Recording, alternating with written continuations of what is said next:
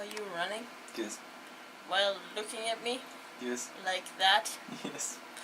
While I'm sitting here being insane and cuckoo bananas? I was singing earlier, but now I'm feeling self-conscious because there's a camera looking at me.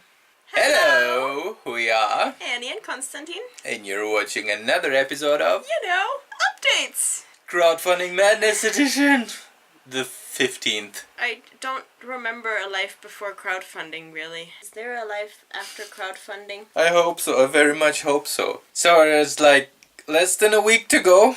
And the Kickstarter rep that we talked to said very eloquently that this is the time where you no longer think, you just do. So that's what I'm doing. So if you're getting weird tweets, messages, telegrams from me, don't judge, just support. So we're having all of the fun, as you may see. It is actually quite fun, and I'm getting better at it, and I'm learning a lot, and I just really hope that our learning curve is fast enough to pull this off still. And I think we can. Are you saying you won't stop making weird creative things with me if we fail at crowdfunding on our first attempt? Of course! We will continue to bring awesome stuff because we get a lot of awesome and very positive and encouraging feedback. And maybe the thing is we kinda little overestimated our current reach. I think I overestimated how much people would be willing to spend on a thing they would get for free. Because for me, it's like, okay, this is a thing that matters a lot to me, that actually helped me, that I have an intense emotional connection to, or else that I see and go, this could really help people, this is really good, which I'm assuming that's what people think based on the comments and the feedback that we've received. And for me, if those people pull off a good crowdfunding campaign and have good, relevant perks and are charming throughout, then I am more than willing to support that project. I think it's kind of the fallacy of judging from myself to others.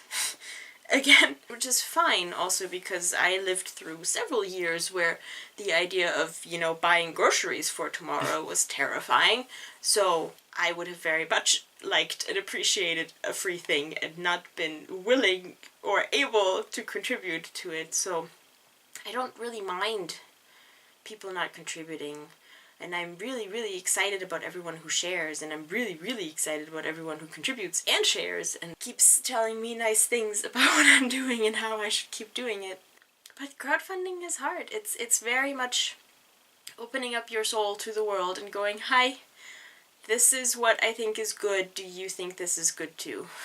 And it's hard because it puts a number on how good things are, and I know that's not objective. I know you can't measure the goodness of your thing with the number, because the guy crowdfunding potato salad that one time made millions, and I don't think his potato salad is better than mine, quite frankly.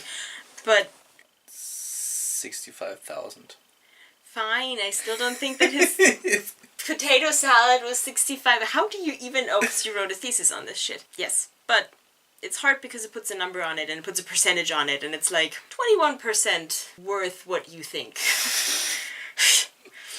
And I'm trying very much to divorce myself from that notion. But man, crowdfunding is stressful and it's kind of hard on your soul, which is okay. But I'm very much looking forward to vacation sometime soon.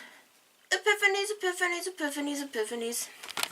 So, with my university project, I am getting to a point where I'm actually starting to do things, which means I am telling more people about it, which means I end up defending it a lot more.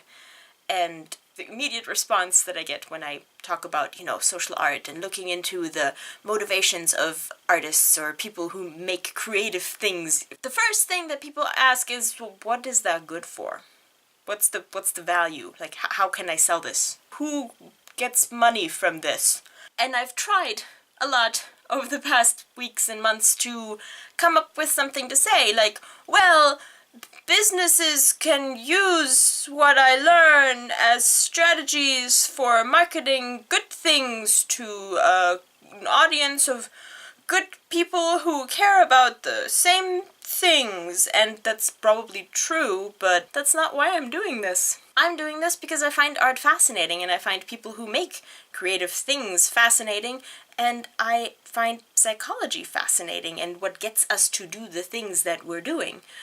And that's why I'm studying this. And there is no practical application, and there is no immediate money in this. But I don't think there should necessarily have to be, because sometimes the point of exploration is just exploration, and then when you get there, you might find something that will have practical applications and make you lots of money or something. But if you make discovery, if you make scientific study, if you make academia about immediate profit for business X, Y, and Z, then you're severely limiting what you're studying, what you're looking into, and that's not how we save the world, people. That's not how we make this situation better. That's just us running into the walls that we previously constructed. So I'm gonna not look at walls. I'm gonna look at different things and run through creative forests and talk to cool people about their lives and motivations. And I'll tell you what it's good for when I get there. And it'll inspire the crap out of you, because artists are inspiring as crap people, turns out. So stop asking me about practical applications. I got none. And I'm not gonna waste my time trying to make them up for you anymore, because I don't have enough time as is my epiphany this week. I think the bottom line of the last few weeks is crowdfunding is not for sissies.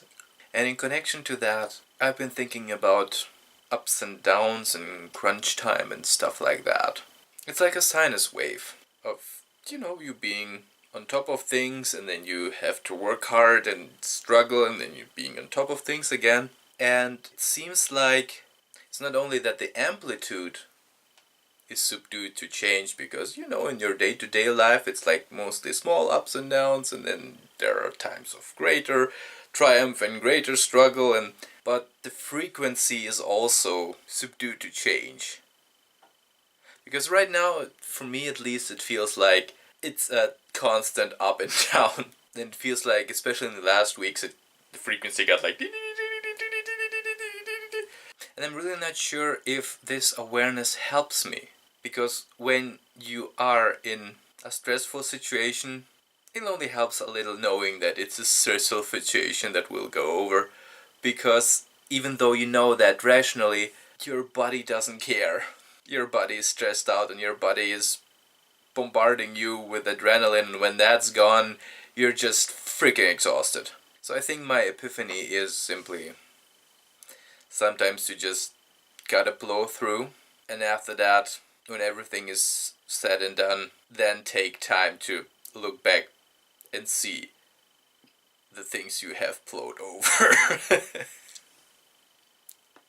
Yes, that's my epiphany. We need to do these updates so we can do next updates pretty quickly, so we're back in the normal range. Yes. Because we scamoodled. Do people actually notice that we scamoodled the times and the dates? We noticed it. Well, yeah, so we can tell each other in secret without the camera running.